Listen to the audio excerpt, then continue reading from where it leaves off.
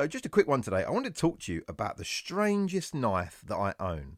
When I got back into collecting knives, probably 10 years ago, something like that, I had little knives when I was younger, your classic Swiss Army or a little pen knife or some weird knife I found or something.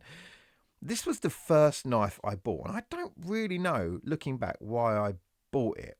Or maybe I do. I think in the photos and stuff I saw at the time on websites, this just looked gnarly, and it has got a gnarly aesthetic to it. It's kind of like, kind of blacked out G10 handles, this big kind of unique style ring there, that kind of USP of this kind of range of knives. And then that sort of blacked out blade, just like blacked out, greyed out, I guess, you know what I mean? Like stonewashed. It's just got an aggressive kind of look. Like if I show you, like, look, this is my everyday carry. This thing has not been out of my pocket anywhere I've gone since I bought it. UK legal, slip joint knife. This is the twisted assisted, right? I call it the gentleman, right? They call it the traditional. I call it the gentleman. If I was to pull this thing out pretty much anywhere within reason, to open a box or pick something out my now or cut some bit of thread or just, whatever, I don't think people would flinch all that much. Kind of classy, right? But if I was to pull out this badass mother effer, look at it. It's just aggressive. It just says, I'm going to be a problem, doesn't it, this knife? It just does.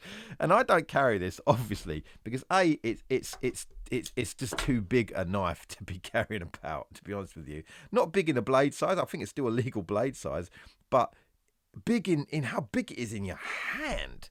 I mean, it's a big sucker, and it's just got some aggression to it.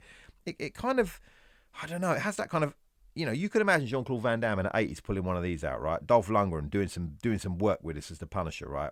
There's some trouble with this. This Tonto blade with that part serrated edge, like I say, the kind of blacked out, non-shiny aspect of it, the aesthetic. I'll put this bit of paracord, this green kind of military style, desert green, desert sand, whatever, paracord on it, just because I wanted to use it like that. I use this knife mainly, right? Just so you know, what do I use this knife for? Generally, when I'm in the woods, we use a lot of private woodland for events we run and stuff. Me and some friends. I have it in my pocket, and it's just an easy way. I don't always put it in with the very nice belt clip, very nice kind of deep carry branded Gerber belt clip here. I just leave it in a pocket, and I leave that hanging out just so I can grab it. And I use this like out and about in those woods for cutting. That serrated edge helps you get through a few branches and different things, or whatever you got to do, just cut stuff open. Just use it for that. And you can see this thing has been used. It deserves a good clean. I should have given this a good clean before I put it on camera, but hey, it's not that kind of knife to me now.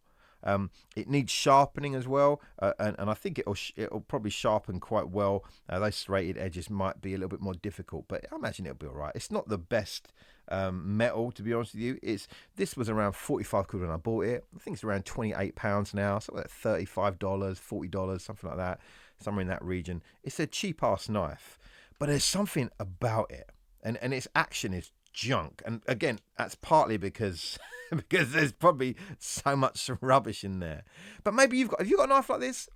Just a knife that's just become a thing you'll never get rid of because it's not worth anything, but it holds a certain place in your heart as a knife. This Gerber Tactical Remix is that for me. Like I say, nothing super special, but very different. You pull it out, that secure hand there, it's not coming out of your hand. This little knife here, man, this in a fumble, and it could come out your hand, just slip out one way or another. Your hands are wet. This thing, with that hole for your index finger and that lovely thumb stud there, you can really get to work on stuff. And this thing is not coming out your hand. You can also carry it, it's a bit less comfortable this way, but the same thing applies if you're doing something like that, a downward motion somehow, using it for opening whatever, cutting through whatever. I don't know what to tell you. I wanted this to be a quick review of the strangest knife I own, the Gerber Tactical Remix. There you go. You're welcome. I will leave a link to some places where you can track down this wild animal of a knife if you so please. But it really is, without a doubt, one of the strangest knives in my collection. Later.